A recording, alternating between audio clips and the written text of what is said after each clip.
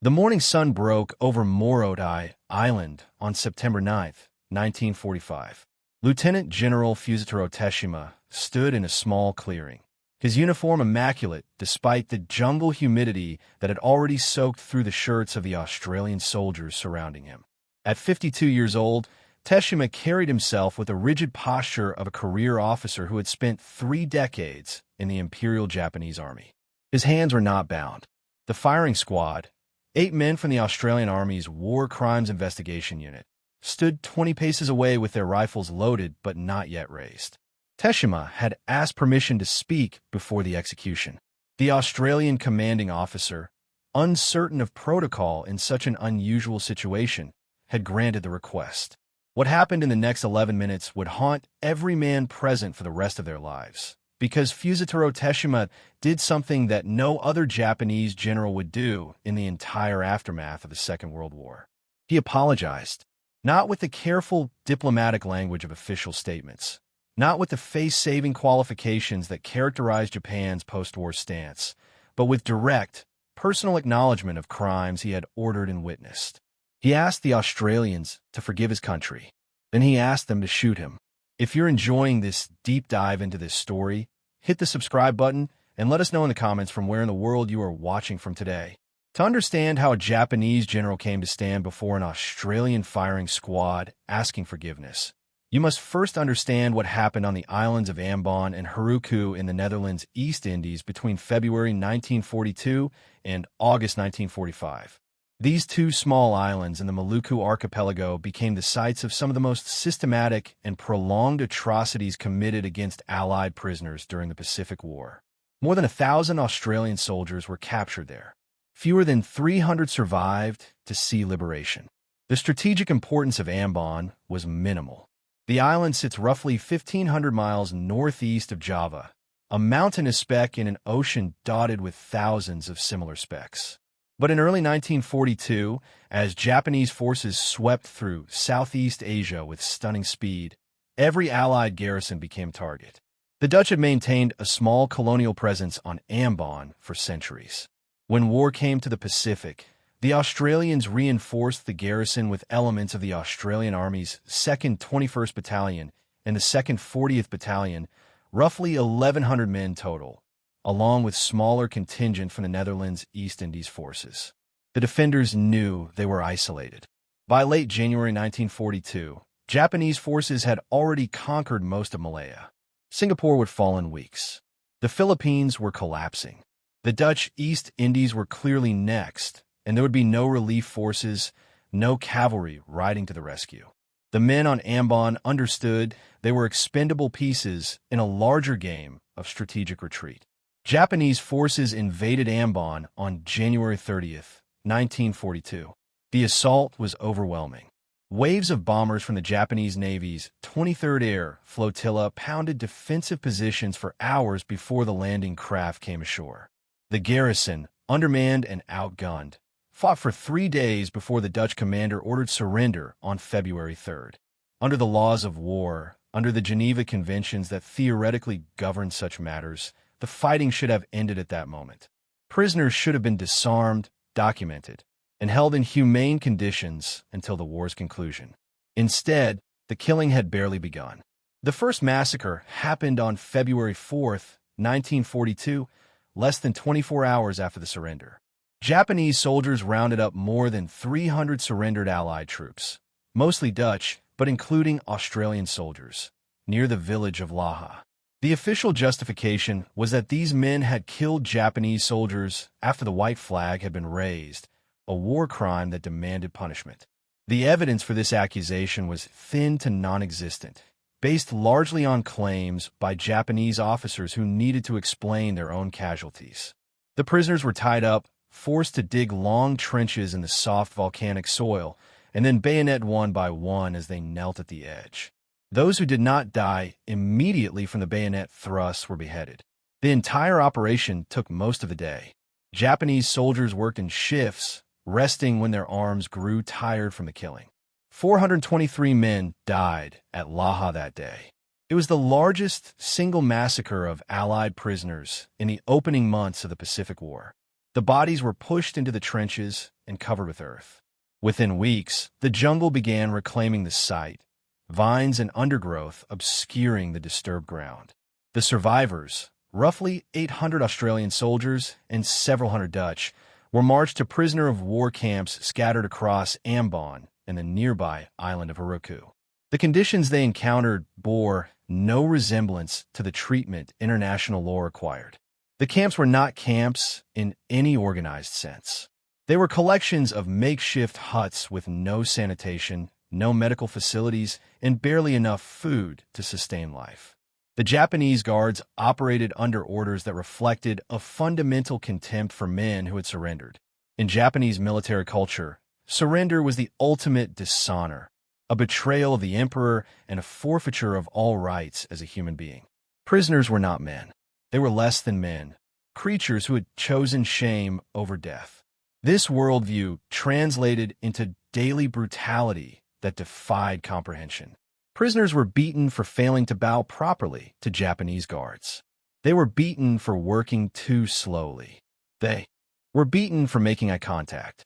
They were beaten for no reason at all beyond the convenience of having someone powerless to strike. The beatings were not simple slaps or punches. Guards used wooden clubs, iron bars, rifle butts, and lengths of bamboo. They broke bones deliberately. They aimed for kidneys and joints and the soft tissue of the abdomen. Medical care was effectively non-existent.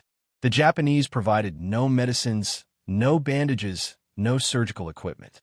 Australian doctors among the prisoners attempted to treat the injured with whatever materials they could improvise or steal, but without antiseptics or antibiotics. Even minor wounds became infected. Men died from injuries that would have been trivial in a proper hospital. The work details were mechanisms of slow death. Prisoners were forced to labor 12 to 14 hours each day building roads, constructing fortifications, loading and unloading supply ships at the docks. The rations provided were calculated to be insufficient for survival. Each prisoner received roughly 400 grams of rice per day, sometimes supplemented with small amounts of vegetables or fish so rotten that even starving men struggled to keep it down. 400 grams of rice contains approximately 600 calories. A man performing heavy labor in tropical heat requires at least 3,000 calories daily to maintain body weight. The mathematics were simple and brutal. Every day, every prisoner was burning through his own body's reserves. Every week, men grew weaker. Every month, more died. Malnutrition brought diseases that should have been survivable. Beriberi, caused by thiamine deficiency, left men unable to walk as their legs swelled with fluid and their hearts struggled to pump blood. Pellagra produced horrible skin lesions and dementia. Dysentery, spread through contaminated water and inadequate sanitation, killed dozens. Without vitamin C, prisoners developed scurvy, their gums bleeding, their teeth loosening, old wounds reopening as their bodies lost the ability to maintain connective tissue. The guards watched this deterioration with indifference or amusement. When prisoners became too weak to work, they were usually killed. The Japanese saw no point in feeding mouths that produced no labor. Fusataro Teshima arrived on Ambon in late 1942. He had not participated in the initial invasion or the early massacres. His assignment was administrative, overseeing the military government of the Moluccas region, which included Ambon, Haruku, and several smaller islands. In the Japanese military hierarchy of the occupied territories, Teshima held significant authority over how prisoners were treated, what rations they received, what work they performed, and what punishments were inflicted for infractions real or imagined. By all accounts, Teshima was not a monster in the theatrical sense. He did not personally torture prisoners or participate in executions with sadistic glee.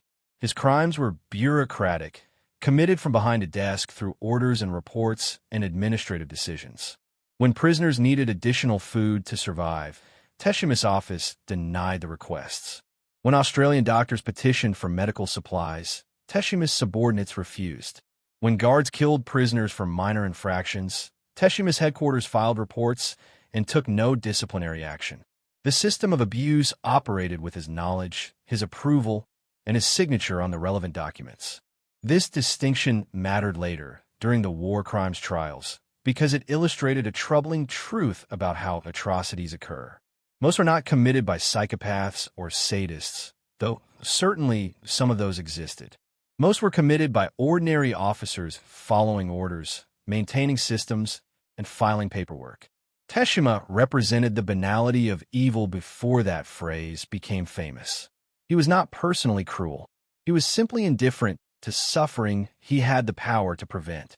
The death rate among Australian prisoners on Ambon and Haruku was approximately 75%, one of the highest mortality rates of any prisoner of war location in the Pacific Theater. Of roughly 1,100 Australians captured in February 1942, only about 300 survived until liberation in September 1945. The others died from starvation, disease, beatings, executions, and the cumulative effects of 3.5 years of systematic brutality. The end came suddenly. On August 15, 1945, Emperor Hirohito announced Japan's surrender in a radio broadcast to the Japanese people. His voice, thin and reedy, and speaking in formal court Japanese that most ordinary citizens struggled to understand, told his subjects that the war situation had developed not necessarily to Japan's advantage. It was perhaps the greatest understatement in military history. Japan's cities had been burned by American firebombing. 2 atomic bombs had obliterated Hiroshima and Nagasaki. The Soviet Union had invaded Manchuria with overwhelming force. The empire was collapsing. On Ambon and Haruku, Japanese soldiers heard the news with shock and disbelief. Surrender was impossible. The emperor was divine. Japan could not lose. But the orders were clear, even if incomprehensible. The war was over. Hostilities would cease. The remaining prisoners, skeletal and broken, suddenly found their guards confused and uncertain. Some Japanese soldiers began treating prisoners with unexpected courtesy, as if the rules had changed overnight. Others remained hostile, unwilling to accept defeat. Allied forces arrived on Ambon on September 2, 1945, the same day Japan signed the formal surrender documents aboard the USS Missouri in Tokyo Bay. Australian troops from the War Crimes Investigation Units came ashore with specific orders to locate prisoner of war camps, document conditions, identify the perpetrators of atrocities, and secure evidence for future trials. What they found horrified even hardened combat veterans. The survivors were living skeletons. The average Australian prisoner weighed less than 100 pounds, down from the typical 160 to 170 pounds of a healthy soldier. Their faces were skulls covered with thin skin. Their ribs showed clearly. Their limbs were stick-thin, the muscles wasted away. The camps themselves were cesspools. Human waste contaminated the water supply. The sick lay on bare earth without blankets or shelter. The dead, those who had expired in the final days before liberation, had not been buried. The stench was overwhelming. Australian doctors who examined the survivors reported conditions worse than anything they had encountered in field hospitals during combat. These men needed immediate evacuation to proper medical facilities, or they would continue dying even after rescue. The investigation teams began collecting testimony from survivors. The stories poured out in numbing succession. Men described the Lam massacre with details they had heard from the few who witnessed it and survived. They described routine beatings for trivial offenses. They described executions they had been forced to watch as a form of collective punishment. They described the slow starvation, the inadequate rations calculated to kill. They named names. They identified Japanese officers and guards who had been particularly brutal. And they identified the administrative chain of command that had allowed the system to function. Fusataro Teshima's name appeared repeatedly. The Australian Army's war crimes investigators arrested Teshima in early September 1945. He did not resist. He acknowledged his role as military administrator of the region. He provided detailed information about the administrative structure, the chain of command, the policies that had governed prisoner treatment. He seemed almost eager to cooperate, answering questions fully and volunteering information beyond what was asked. The investigators, accustomed to Japanese officers who maintained rigid silence or claimed ignorance, found Teshima's openness unusual and somewhat unsettling. The charges against Teshima were extensive. He was accused of responsibility for the deaths of Australian prisoners through starvation, disease, and systematic brutality. He was charged with failing to provide adequate food, medical care, and humane treatment as required by international law. He was charged with permitting and failing to prevent numerous specific executions and massacres. The evidence was overwhelming, drawn from hundreds of witness statements, Japanese administrative documents, and the physical condition of the survivors.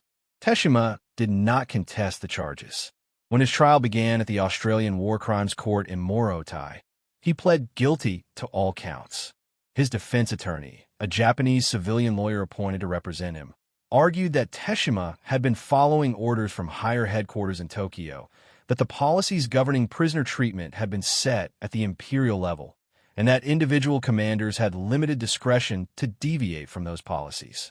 This defense, variations of which appeared in war crimes trials across Asia and Europe, had limited legal validity.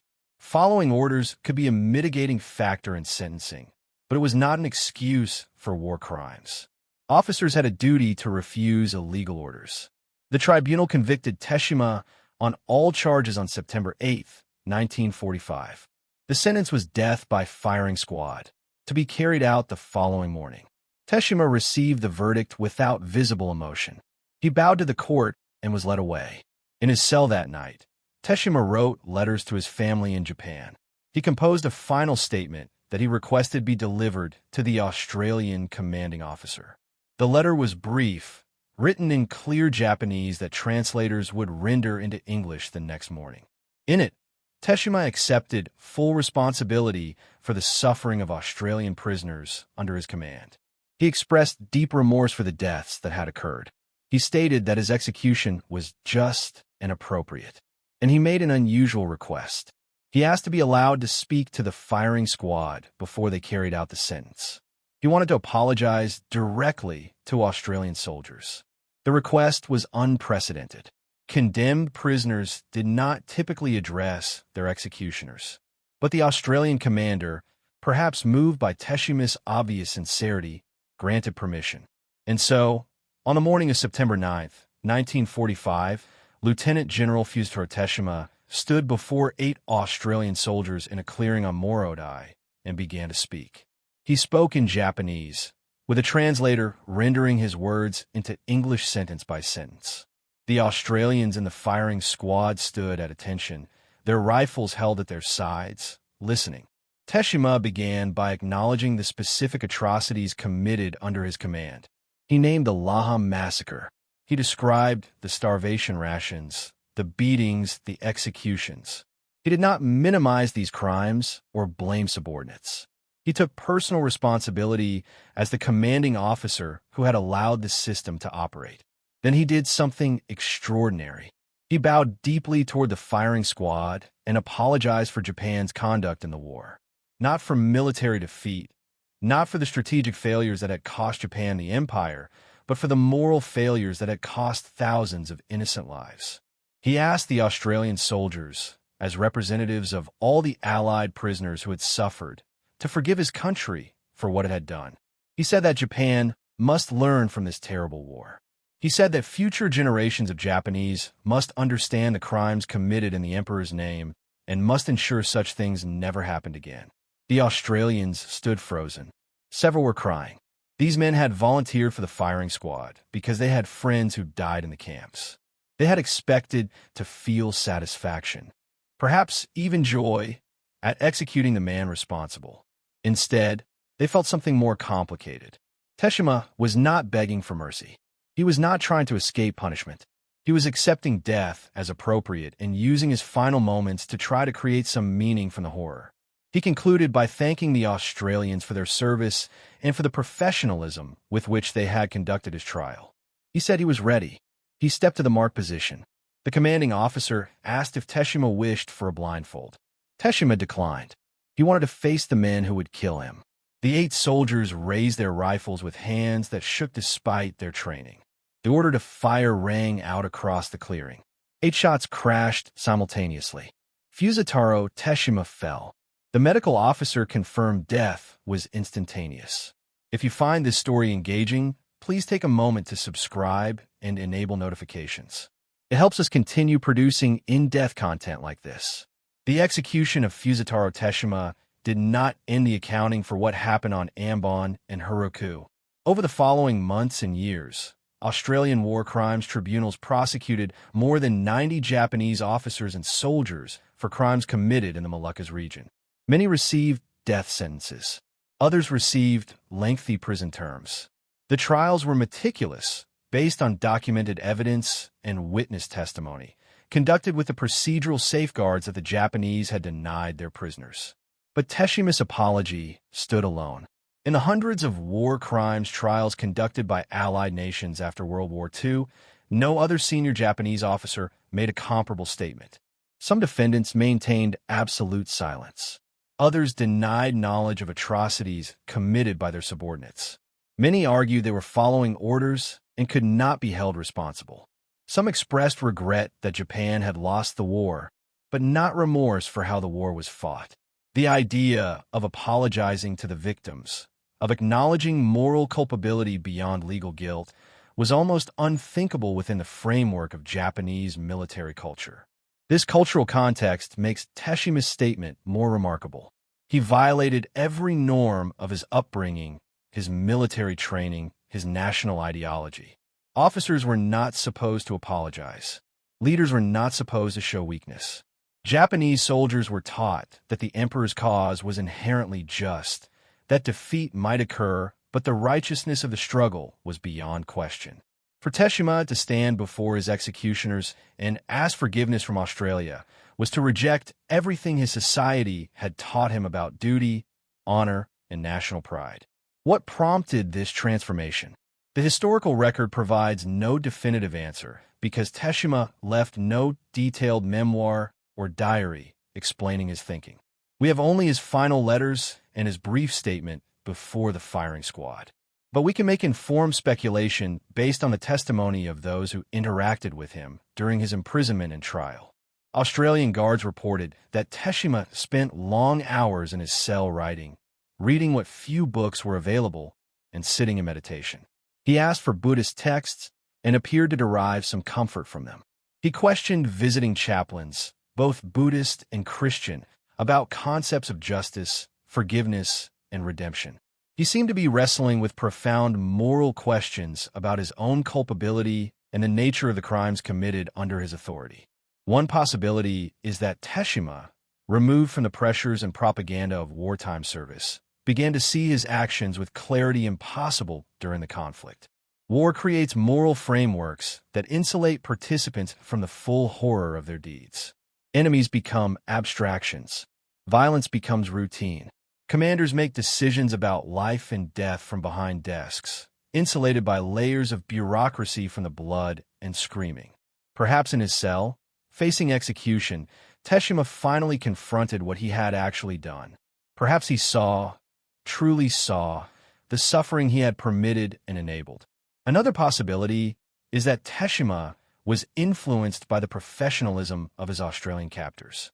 The war crimes tribunals, despite dealing with horrific subject matter, were conducted with scrupulous attention to legal procedure. Teshima had legal representation. He was allowed to present evidence and cross-examine witnesses. The court considered mitigating factors. This treatment contrasted sharply with the brutal indifference Japanese forces had shown Allied prisoners. Perhaps Teshima recognized in this contrast a moral superiority he had been taught did not exist. Perhaps he understood that the Australians possessed something his own military had lacked, a foundation of human dignity that persisted even toward enemies. A third possibility, supported by elements of his final statement, is that Teshima was thinking beyond his own life to Japan's future. He had seen his country defeated utterly, its cities destroyed, its military dissolved, its governmental system on the verge of transformation. He knew Japan would need to rebuild not just physically but morally. He knew the next generation would ask how the atrocities happened and who was responsible. Perhaps Teshima wanted to model a different kind of Japanese officer, one who accepted responsibility rather than deflecting blame, one who acknowledged moral failure rather than hiding behind duty and orders. Whatever his motivations, Teshima's apology created a problem for the historical narrative both Japan and the Allies were constructing. The Allied narrative required Japanese leaders to be either monsters or cowards, either sadists who enjoyed cruelty or opportunists who denied responsibility. Teshima fit neither category. He was something more complex and therefore more troubling, a man who had committed terrible crimes, acknowledged them fully, accepted punishment as just, and asked forgiveness on behalf of his nation. The Japanese narrative, shaped in the decades after the war by conservative political forces, preferred to minimize discussion of wartime atrocities entirely. Official accounts emphasized Japanese suffering from the atomic bombs and firebombing. They portrayed Japan as a victim of Western imperialism defending itself against Allied aggression. Acknowledging systematic crimes against prisoners of war complicated this narrative. Teshima's explicit acceptance of guilt and request for forgiveness was deeply inconvenient for those trying to rehabilitate Japan's wartime reputation. As a result, Teshima's story was largely forgotten by both sides. Australian veterans of the Thai-Burma Railway or Changi Prison became famous. Their suffering was documented in books and films. But the men who survived Ambon and Haruku received less attention. The camps were smaller, more remote, less connected to the grand strategic narratives of the Pacific War. When the survivors did speak, usually to small audiences of family or fellow veterans, they talked about the brutality, the starvation, the friends who died. They rarely mentioned Teshima specifically because, by the time of liberation, most had never seen him. He was just another Japanese officer, another name in the administrative hierarchy responsible for their suffering. The Australian soldiers of the firing squad went home and did not speak publicly about what happened that morning. Several were interviewed decades later by historians researching the war crimes trials. Their accounts were consistent. They remembered Teshima's dignity, his clear speech, his direct gaze as he faced them. They remembered crying despite themselves. They remembered feeling that killing this man, though legally justified and morally appropriate, was somehow inadequate to address the enormity of what had happened. Revenge did not bring back the dead. Justice did not undo the suffering. Execution was necessary, but unsatisfying. One member of the firing squad, Corporal James Mitchell from Melbourne, wrote in his private diary that night. The entry, preserved by his family and later donated to the Australian War Memorial, captures the emotional complexity. Mitchell wrote that he had volunteered for the squad because his best friend had died at Ambon of starvation and disease. He wanted to kill a Japanese general. He wanted to feel that he had done something for his friend's memory. Instead, he felt empty. The general had been brave, he wrote. The general had spoken truth. The general had asked for something Mitchell did not know how to give, forgiveness for crimes too large for any individual to forgive. This question of forgiveness haunted Australian survivors who learned of Teshima's final statement. Some felt he had no right to ask. Forgiveness was not his to request, not from a man he had ordered to shoot him. Forgiveness could only come from the dead, and the dead do not forgive. Others felt differently. They had survived partly through chance, partly through the kindness of a few decent Japanese guards who had risked punishment to slip them extra food or medicine. They had learned that cruelty and decency could coexist even in the worst circumstances. They had seen ordinary Japanese soldiers, conscripts like themselves, caught in a system that brutalized everyone it touched. Perhaps some survivors thought Teshima's apology represented an acknowledgment that could begin healing. But healing from trauma on the scale of Ambon and Haruku was not simple or straightforward. The survivors carried physical and psychological scars for the rest of their lives. They suffered from malnutrition-related health problems decades after liberation. They experienced what would later be called post-traumatic stress disorder, though that terminology did not exist in 1945. They had nightmares. They startled at loud noises. They struggled to readjust to civilian life in an Australia that seemed incomprehensibly peaceful and prosperous compared to the hell they had endured. Many survivors were angry that the Australian public knew so little about what had happened to them. The Thai-Burma Railway had become famous through books like Pierre Boulle's The Bridge on the River Kwai. Changi Prison in Singapore was widely known. But Ambon, Haruku? Most Australians had never heard of these places. The survivors felt their suffering had been forgotten, their dead comrades unmemorialized, their experiences minimized. This sense of abandonment was compounded by the Australian government's handling of war crimes prosecutions. While the trials were thorough and professional, they ended relatively quickly. By 1951, most convicted war criminals had been released from custody under various clemency programs motivated by the emerging Cold War.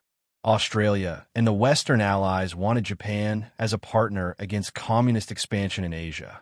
Holding thousands of Japanese in prison for war crimes committed during a conflict that was rapidly receding into history seemed counterproductive. Political considerations overtook justice. For the Ambon survivors, the early release of men who had tortured and killed their comrades was a betrayal. They had testified at the trials, relived their trauma in courtrooms, identified their abusers. Now those same abusers were free, returned to Japan, reintegrated into society. The message seemed clear. Australian lives, Australian suffering, mattered less than diplomatic convenience. In this context, Fusataro Teshima's execution took on additional significance. He had not lived to be released. He had not benefited from clemency or geopolitical calculations. He had faced the full consequence of his actions. Some survivors found grim satisfaction in this fact. At least one Japanese general had paid the price. The site of Teshima's execution on Morotai was not marked or memorialized. Within months, the jungle reclaimed the clearing. The Australian military presence on the island ended as forces demobilized. The island returned to obscurity, a forgotten backwater in an archipelago of forgotten backwaters. There is no monument, no plaque, nothing to indicate that something historically significant occurred there. Similarly, the graves of the Australian prisoners who died on Ambon and Haruku were difficult to locate and identify after the war. The Japanese had not maintained detailed burial records. Bodies had been interred in mass graves or shallow pits.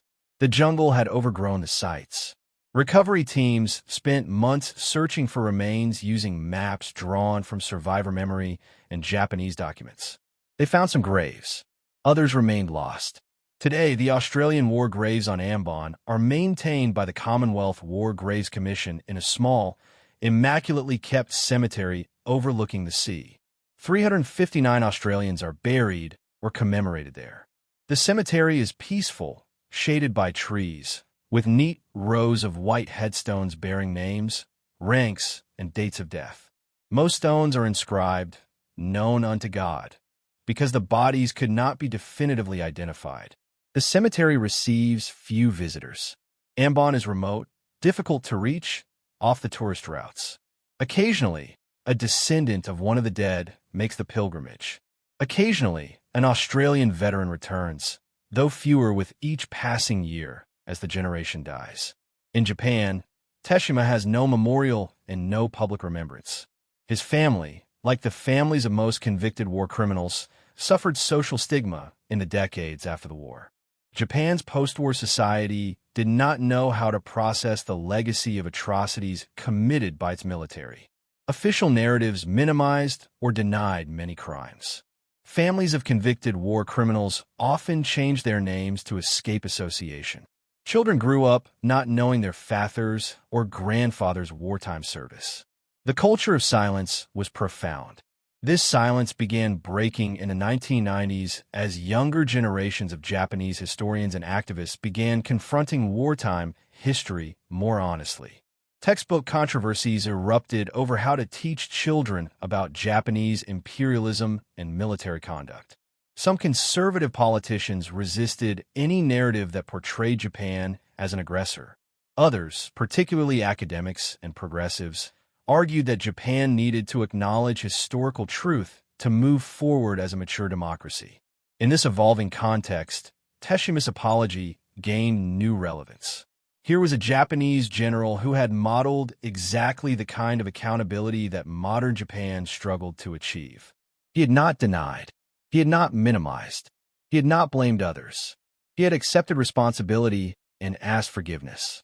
His example suggested an alternative path for national memory, one based on honest reckoning rather than defensive denial. But using Teshima's apology for contemporary political purposes risked distorting its meaning. He had not apologized to score points or win diplomatic advantages. He had apologized because he was about to die and wanted his final act to have moral weight. He had apologized specifically to the Australian soldiers of the firing squad, not to the world or to history. His statement was personal, not political. Turning it into a symbol for debates about Japanese historical memory might honor his memory or might exploit it. The Australian survivors who lived long enough to see Japan's economic rise in the 1970s and 80s had complicated feelings. Japan became Australia's most important trading partner. Japanese tourists visited Australia in large numbers. Japanese companies invested heavily in Australian resources. The wartime enemy had become an economic partner. Was reconciliation possible? Should it be pursued? Different survivors answered differently. Some maintained lifelong hatred. They refused to buy Japanese products. They opposed Japanese investment in Australia. They could not separate the prosperous modern nation from the brutal military force that had nearly killed them. Their trauma was too deep, their losses too personal. They wanted nothing to do with Japan or Japanese people.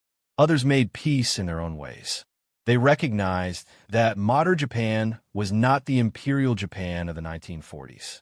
They distinguished between the military regime that had committed atrocities and the democratic society that had emerged from defeat. Some even traveled to Japan, met with Japanese peace activists and historians, participated in reconciliation programs. These survivors often cited Teshima's apology as a model of what they hoped modern Japan might achieve on a national scale.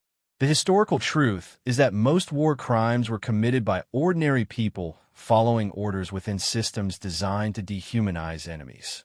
The exceptional cases, the true sadists who enjoyed cruelty, existed but were not representative. Most Japanese soldiers and officers were not monsters. They were men who had been taught that surrendering enemies had no rights, that kindness to prisoners was weakness, that the emperor's cause justified any action. They participated in atrocities because their culture and their military had normalized atrocity. Teshima represented this uncomfortable reality. He was not particularly evil as individuals go. He was an administrator doing his job within a system that defined that job as managing conquered territories with maximum efficiency and minimum concern for enemy lives. He had not personally beaten or starved anyone. He had signed papers, filed reports, and maintained order. His crimes were crimes of omission and bureaucratic indifference. Yet these crimes killed hundreds of men as surely as if he had shot them himself. His apology acknowledged this connection between administrative decisions and human suffering. He understood that you could not escape moral responsibility by claiming you were. Only following orders or only doing paperwork. If you had the authority to prevent suffering and chose not to exercise it, you were responsible for that suffering. This principle would later become central to international law through concepts like command responsibility and crimes against humanity. Commanders are responsible for crimes committed by their subordinates if they knew or should have known about those crimes and failed to prevent or punish them. Teshima's execution was thus legally and morally justified under principles that the international community would later refine and institutionalize. He had command authority. He knew or should have known about the systematic abuse of prisoners. He failed to prevent it. He was therefore criminally responsible regardless of whether he personally committed violent acts. But his apology introduced a dimension beyond legal culpability. It suggested that perpetrators of atrocities could, under certain circumstances, achieve moral understanding of what they had done and express genuine remorse. This possibility complicates simplistic narratives about good and evil, heroes, and villains. It suggests that even those who commit terrible crimes retain moral capacity, the ability to recognize wrong and seek forgiveness. Whether Teshima's apology was sincere or calculated is ultimately unknowable. We cannot peer into his mind and heart to assess his true motivations. We have only his words and actions in his final hours. Those words and actions were consistent with genuine remorse. But they could also have been a final attempt to rehabilitate his reputation or secure some kind of spiritual peace before death. Historical judgment must remain tentative. What is certain is that his apology affected the men who heard it. The firing squad members carried the memory for decades. In interviews late in life, they consistently described Teshima's final statement as unexpected and moving. They had expected to execute a defiant enemy or a broken coward. Instead, they executed a man who faced death with dignity and tried to extract meaning from horror. The question of what constituted justice for the crimes committed on Ambon and Haruku extended far beyond Teshima's individual case. In the years immediately following the war, Australian authorities prosecuted 91 Japanese personnel for war crimes committed in the Moluccas region. The trials were conducted on Morotai Island between November 1945 and April 1947.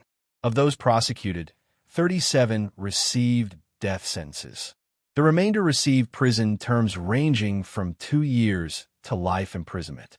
The disparity in sentences reflected a careful effort to distinguish between those who ordered crimes, those who committed them enthusiastically, and those who participated reluctantly or minimally. Not every Japanese soldier on Ambon was equally culpable. Some guards had shown kindness to prisoners when they could do so without being observed. Some had looked the other way when prisoners stole food. Some had protested the brutality to their superiors and been punished for their objections. The Australian prosecutors and judges attempted to recognize these distinctions, though the effort was necessarily imperfect given the complexity of assigning individual responsibility within a systematically criminal system. The most horrific cases involved guards who had tortured prisoners for entertainment. One Japanese soldier, whose name appears in trial transcripts as Kasayama, was convicted of personally beheading 17 Australian prisoners over a period of several months. Witnesses testified that Kasayama had treated executions as opportunities to practice his swordsmanship.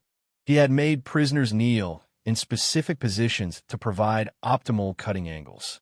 He had sometimes required multiple blows to sever heads, prolonging the agony. He had laughed during these executions. Kasayama was sentenced to death and executed by hanging in February 1946.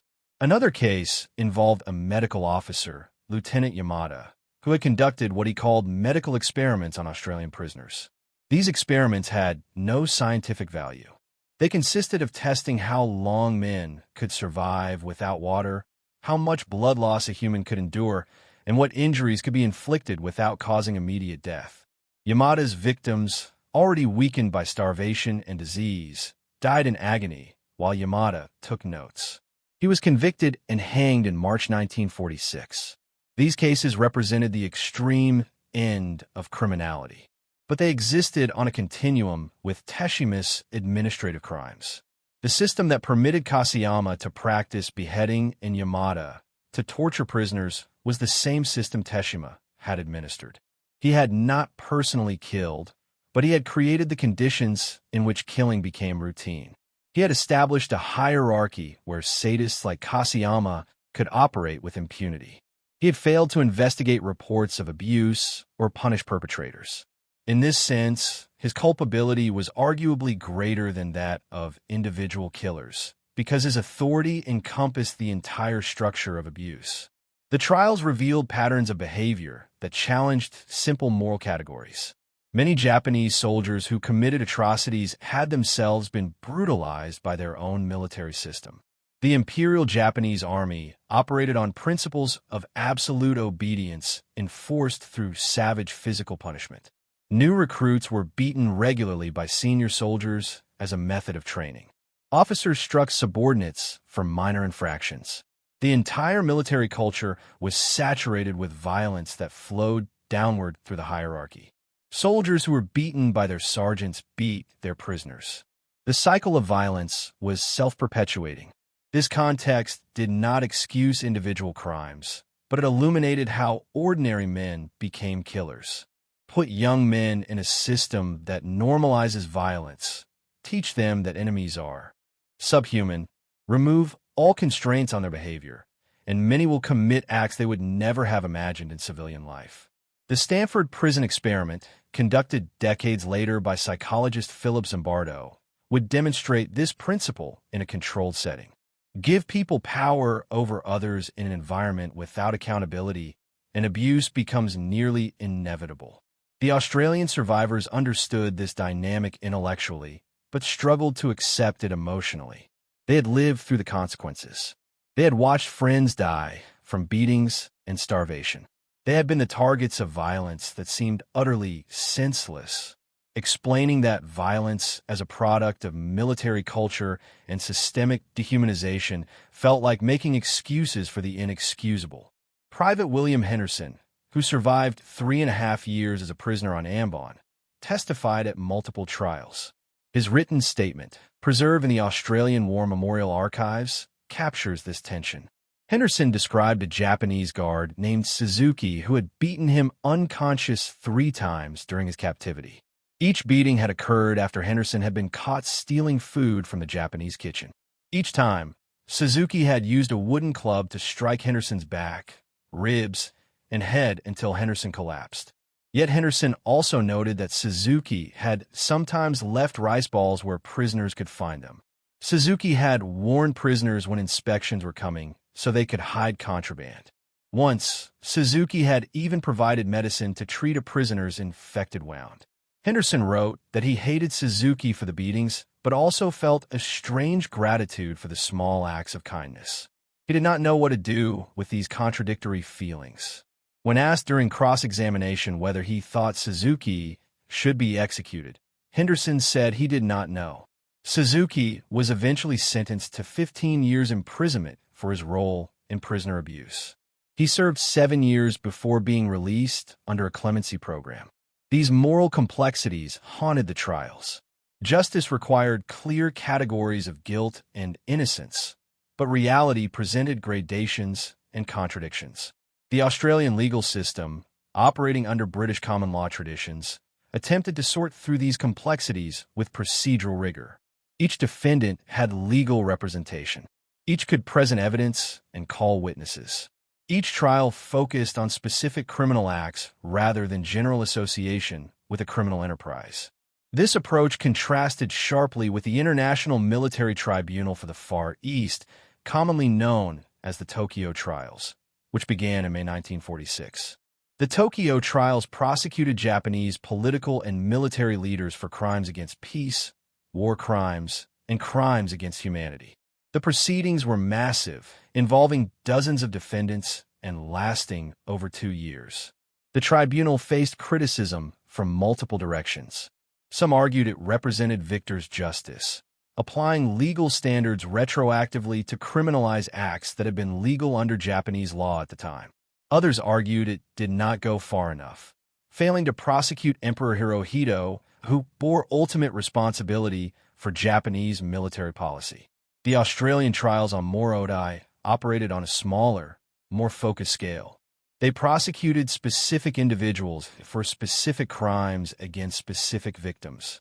This narrow approach made the legal questions more manageable, but also meant that broader questions of systematic responsibility remained unaddressed. Teshima's role as an administrator of a criminal system was prosecuted, but the system itself, created by imperial policy and military doctrine, was not examined in depth. The survivors who testified often expressed frustration with this limitation. They wanted someone to explain why the atrocities had happened. They wanted to understand the chain of decisions that had led from declarations of war in Tokyo to beatings in jungle prison camps. They wanted accountability not just from guards who swung clubs, but from the politicians and generals who had created the conditions for such violence. These questions became more pressing as details of other Japanese atrocities emerged. The Bataan Death March in the Philippines, where thousands of American and Filipino prisoners died during a forced march, followed patterns similar to what had occurred on Ambon. The Thai-Burma Railway, where over 12,000 Allied prisoners and tens of thousands of Asian laborers died, building infrastructure for the Japanese military, represented systematic exploitation identical in character to Ambon's work details. Unit 731, which conducted biological warfare experiments on prisoners in Manchuria, revealed depths of medical depravity that made Yamada's amateur tortures seem almost quaint by comparison. The scale was staggering. Estimates suggest that of approximately 140,000 Allied prisoners held by Japan during the war, approximately 27% died in captivity. By comparison, only about 4% of Allied prisoners held by Germany and Italy died. The difference was not accidental. It reflected fundamental differences in how the belligerents viewed prisoners and their obligations under international law. Germany and Italy, despite their crimes and brutalities, generally recognized the Geneva Conventions as binding. They maintained the fiction, at least, that prisoners had rights. Japan had signed, but never ratified the 1929 Geneva Convention. The government took the position that while it would generally respect the convention's principles, it was not legally bound by them. In practice, this meant that prisoner treatment depended entirely on the whims of local commanders. Some maintained relatively humane conditions. Others, like those on Ambon, created death camps. The Australian government faced a difficult political question about how aggressively to pursue war crimes prosecutions. The trials were expensive, requiring legal personnel, translators, investigators, and prison facilities. They complicated Australia's relationship with Japan at a time when the occupation authorities in Tokyo were trying to rebuild Japan as a stable democracy and ally against communist expansion. American officials sometimes pressured Australia to moderate its prosecution efforts in the interest of broader strategic goals. But the Australian public demanded justice. Newspapers published stories from returning prisoners describing the horrors they had endured. Families of the dead wanted someone held accountable. Veterans organizations lobbied for thorough prosecution of all war criminals. The government, caught between these domestic pressures and international diplomatic considerations, attempted a middle course. They would prosecute those directly responsible for atrocities, but would not attempt to indict the entire Japanese command structure or pursue cases indefinitely. This compromise satisfied no one completely. Some thought it too aggressive, poisoning relations with Japan for the sake of revenge. Others thought it too timid, allowing countless criminals to escape justice. Teshima's execution fell within this middle ground. He was senior enough to represent command responsibility, but not so senior that his prosecution created international complications. He was guilty of clear, documented crimes, but had not been personally sadistic in ways that might generate propaganda value for Japanese nationalists claiming the trials were unfair. The manner of his death, by firing squad rather than hanging, reflected his status. The Nuremberg trials had established hanging as the standard execution method for convicted war criminals, and the Tokyo trials followed this precedent. But firing squad execution carried military honor, a recognition that the condemned remained a soldier entitled to a soldier's death. The Australian authorities, perhaps influenced by Teshima's cooperation during his trial or by his final apology, granted him this dignity. The 8 men of the firing squad were all volunteers who had personal connections to the Ambon atrocities. Corporal James Mitchell, whose diary entry has already been mentioned, had lost his childhood friend. Private Robert Ashton's older brother had died in the Laham Massacre. Sergeant Thomas Whitmore had served in the same battalion as many of the Ambon prisoners and had helped liberate the camp. Each man had his own reasons for volunteering, his own need for closure or justice or revenge. In the decades after the execution, several members of the firing squad suffered from what would now be recognized as moral injury, a psychological trauma distinct from but related to post-traumatic stress disorder. Moral injury occurs when someone participates in actions that violate their deeply held ethical beliefs, even when those actions are legally and morally justified. The firing squad members had done nothing wrong. They had carried out a legal sentence against a convicted war criminal. Yet they struggled with the memory of killing an unarmed man who had apologized and asked forgiveness. Private Robert Ashton developed severe alcoholism in the years after the war. His wife later told interviewers that he had nightmares about the execution, dreams in which Teshima looked directly at him as the bullet struck. Ashton felt he had done the right thing, but could not escape the image of those final moments. He died of liver disease in 1963 at age 42. His family believed the war had killed him, just more slowly than a bullet or a bomb. Sergeant Thomas Whitmore had a different response. He became active in Australian-Japanese reconciliation efforts in the 1970s and 80s. He traveled to Japan multiple times, met with Japanese veterans and peace activists, and spoke at schools and universities about the war's lessons. He argued that Teshima's apology had shown him that even enemies could acknowledge wrong and seek redemption. Whitmore believed that if a Japanese general could take that step, then perhaps nations could as well. He dedicated much of his later life to building bridges between former enemies. The contrast between Ashton's destruction and Whitmore's activism illustrates how individuals process traumatic experiences differently. There is no single correct response to participation in violence, even justified violence. Some people compartmentalize and move forward. Others are haunted. Still others transform their trauma into purpose. All of these responses are valid and human. The broader Australian public gradually lost interest in the Ambon story as the war receded into history. The 1950s brought economic prosperity and a focus on the future rather than the past. Returned servicemen were encouraged to reintegrate into civilian life, to get jobs and start families and stop dwelling on their wartime experiences. This cultural pressure to move on was sometimes helpful, providing a framework for reconstruction of normal life. But it also silenced many survivors who needed to talk about what had happened to them. Support services for veterans were minimal by modern standards. The concept of psychological trauma was poorly understood. Shell shock from World War I had been recognized, but the assumption was that once physical wounds healed and soldiers returned home, they should be fine. The complex interplay of memory, trauma, survivor guilt, and moral injury was not appreciated. Veterans who struggled were often viewed as weak or damaged, rather than as normal people responding to abnormal experiences. Many Ambon survivors lived quiet, unremarkable lives. They worked in factories or offices, raised children, attended cricket matches and barbecues. On the surface, they seemed to have moved on, but in private moments, the memories remained vivid. The smell of certain foods could trigger flashbacks to starvation rations. Loud noises could produce instant panic. Even decades later, some survivors could not tolerate being in enclosed spaces because it reminded them of crowded prison huts.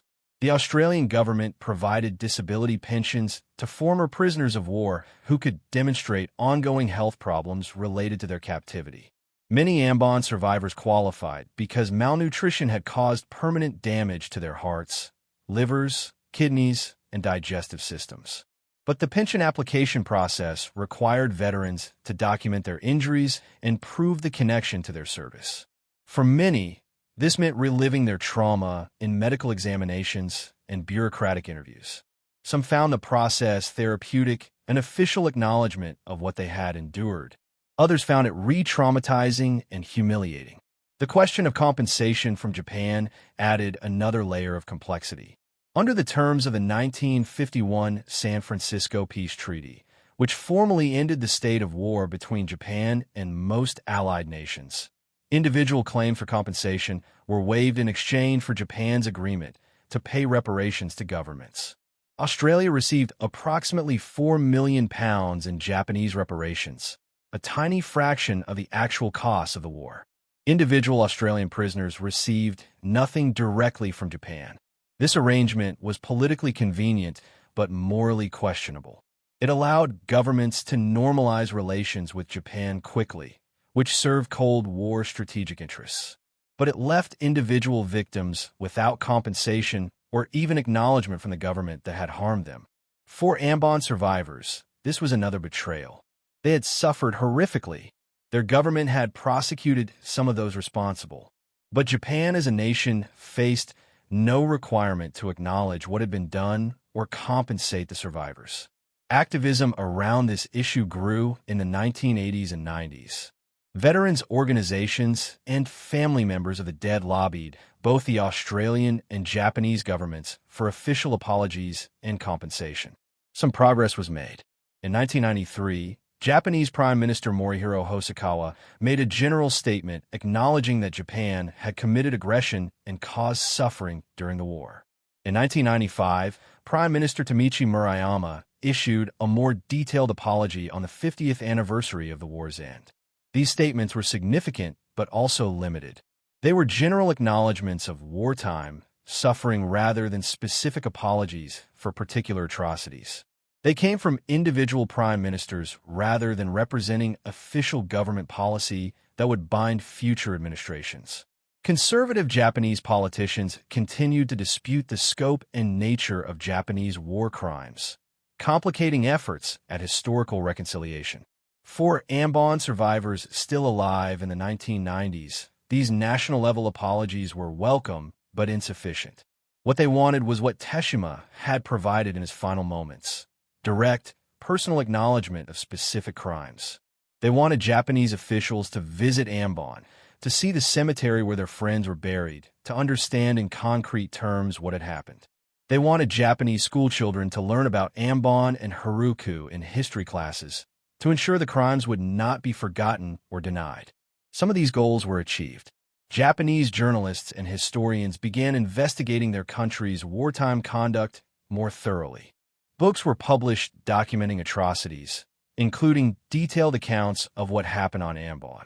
Television documentaries brought these stories to Japanese audiences. Younger Japanese, born decades after the war, expressed shock and shame at learning about crimes their grandparents' generation had committed or tolerated. But this historical reckoning faced constant political resistance. Japanese nationalists argued that excessive focus on atrocities was one-sided, ignoring Allied brutality such as the atomic bombings or the firebombing of Tokyo. They claimed that war crimes trials had been victor's justice, applying standards selectively to demonize Japan while ignoring Allied violations. These arguments found audiences particularly during periods of conservative political dominance. The debate continues today. Japanese history textbooks remain controversial, with different versions presenting dramatically different accounts of the war. Some textbooks describe the Nanjing Massacre, Unit 731's experiments, and the treatment of prisoners in detail. Others minimize these events or present them as disputed allegations.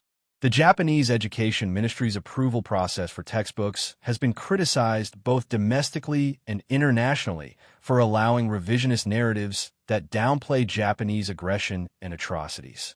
Against this broader context of contested memory, Teshima's individual apology stands as a remarkable anomaly.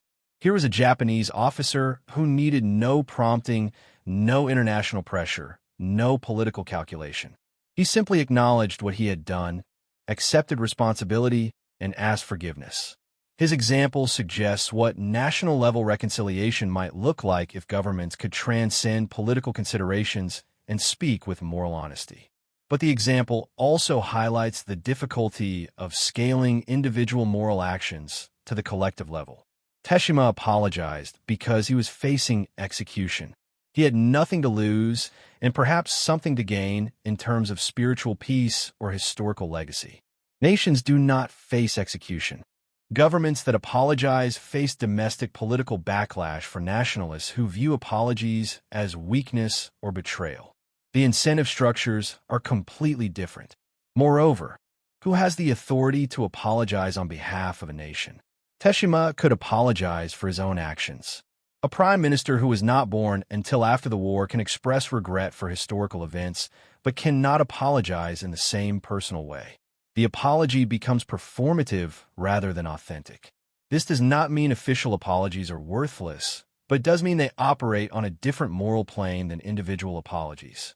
The Ambon survivors who lived into the 21st century witnessed Japan's transformation from devastated enemy to prosperous democracy to declining economic power, facing demographic crisis. They saw Japan and Australia become close allies, bound by trade relationships and shared security concerns about China's rise. They watched Japanese tourists visit Australian war memorials and Australian students study in Tokyo. The world had moved on in ways that would have been unimaginable in 1945. A small number of survivors made peace with individual Japanese. One notable case involved Private Leonard Siflete, who survived Ambon captivity despite being photographed moments before his execution by Japanese soldiers. The photograph, which showed Siflete blindfolded and kneeling with a Japanese officer raising a sword behind him, became one of the most famous images of Japanese war crimes. The photograph was later revealed to have been staged after a different prisoner had already been executed, with Siflete forced to pose for propaganda purposes before being killed himself. Except Siflete had not been killed. Through a series of fortunate accidents and the intervention of a sympathetic guard, he had survived. In 1996, Siflete met the son of the guard who had saved him. The meeting was arranged by a Japanese peace organization and filmed by Australian television. The elderly Siflete, then in his late 70s, embraced the Japanese man and thanked him for his father's courage. The man explained that his father had died years earlier, but had told his children about saving an Australian prisoner at great personal risk. The father had never forgotten Siflete's face or the guilt he felt about all the prisoners he could not save. This meeting represented reconciliation in its most profound form. Personal connection between former enemies or their families, acknowledgment of past wrongs, gratitude for acts of courage, and shared grief for suffering that could have been prevented. It was what Teshima had reached toward in his final statement, though he could not live to participate in actual reconciliation. The cemetery on Ambon, where the Australian dead are buried, has become a pilgrimage site for the small number of people who remember or care about this chapter of history. Japanese visitors sometimes leave offerings at the graves, following Buddhist traditions of honoring the dead. Australian families who make the difficult journey to Ambon find a place of profound peace, beautifully maintained by local staff employed by the Commonwealth War Graves Commission. The local Indonesian population has limited knowledge of what happened there during the war. Indonesia itself did not gain independence from Dutch colonial rule until after the war, following a violent struggle against the Netherlands. The Japanese occupation, brutal as it was, also weakened Dutch control and created conditions for the Indonesian independence movement. This complex legacy means that local memory of the war focuses more on the struggle against colonialism than on the treatment of Allied prisoners. One of the last surviving Ambon prisoners, Keith Mitchell, no relation to James Mitchell of the firing squad, was interviewed in 2016 at age 96. He had been 19 when captured, a young man who had never left Australia before joining the army. He spent 3.5 years as a prisoner, watching friends die around him, surviving through luck and stubborn will. After liberation, he weighed 87 pounds. Mitchell lived a long life. He married, raised 4 children, worked as a carpenter, and enjoyed retirement with his grandchildren. He rarely spoke about Ambon except to other survivors at annual commemorations. But in his final interview, done at the insistence of his grandchildren who wanted his story preserved, Mitchell reflected on what Ambon had taught him about human nature. He said that he had seen the worst that humans could do to each other. He had experienced cruelty that still made him angry 70 years later. But he had also seen courage, compassion, and self-sacrifice. He had seen men share their last scraps of food with dying comrades. He had seen doctors work themselves to death trying to save patients without medicine or equipment. He had seen the Japanese guard who slipped him rice and another who warned about inspections. He had learned that most people were capable of both good and evil, and which direction they went depended heavily on circumstances beyond their control. When asked about Teshima's apology, which Mitchell had learned about only decades after the war, he paused for a long time before answering. Finally, he said that he did not know whether the apology was sincere or calculated. He said he would never forgive what happened on Ambon because forgiveness was not his to give. His friends who died could not forgive. So how could he forgive on their behalf? But he said he appreciated that at least one Japanese officer had tried to acknowledge the truth. That was something. It was not enough, but it was something. Keith Mitchell died in 2017, one of the last direct links to the Ambon story. His death represented the slow closing of a chapter of history as lived memory transitions to historical record. Soon there will be no one alive who remembers Ambon as a personal experience. The story will exist only in documents, photographs, oral histories recorded on video, and the maintained graves of those who died. This transition from memory to history happens with every generation. The First World War, which dominated the lives of people in the 1920s and 30s, became history when the last veterans died in the early 21st century. The Second World War is following the same path.